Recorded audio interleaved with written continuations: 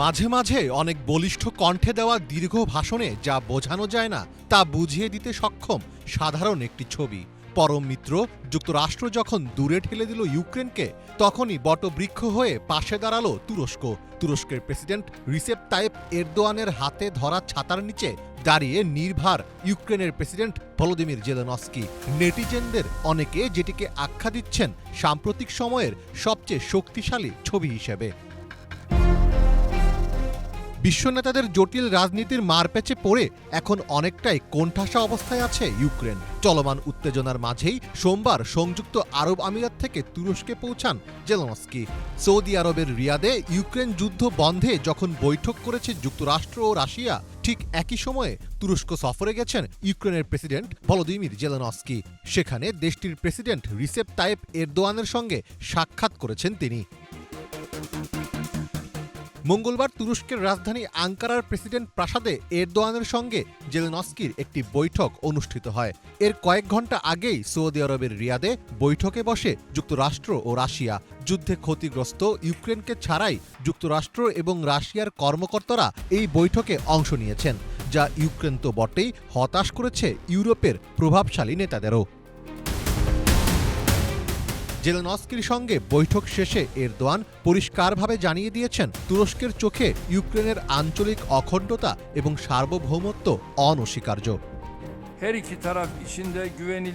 আমি ইউক্রেনের আঞ্চলিক অখণ্ডতা, সার্বভৌমত্ব এবং স্বাধীনতার প্রতি তুরস্কের দৃঢ় সমর্থন ব্যক্ত করছি।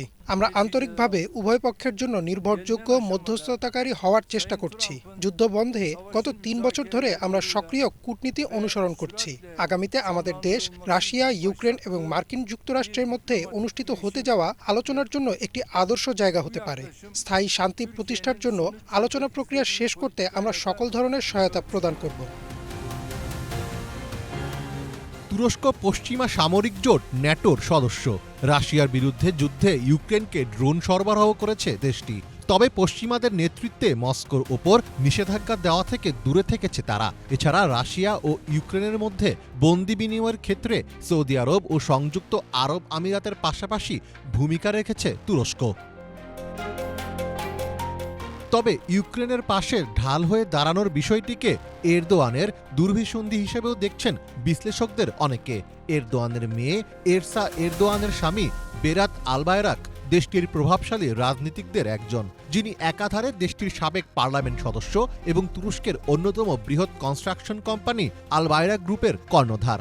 যুদ্ধবিধ্বস্ত ইউক্রেন পুনর্গঠনে যেন এই কোম্পানিকে কাজ দেওয়া হয়, সেই বন্দোবস্ত এখনই করে রাখছেন এরদোয়ান, এমন ধারণাও করছেন অনেকে।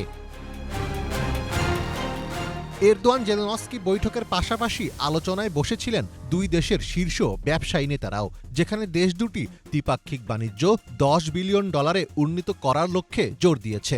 ফলে ভবিষ্যতে কূটনৈতিক ও অর্থনৈতিক সম্পর্ক জোরদারে ইউক্রেনের গুরুত্বপূর্ণ অংশীদার হয়ে উঠবে এরদোয়ান সরকার, এমনটাই মনে করছেন বিশ্লেষকদের অনেকে। মীর ফজলে রাব্বি, বাংলা ভিশন।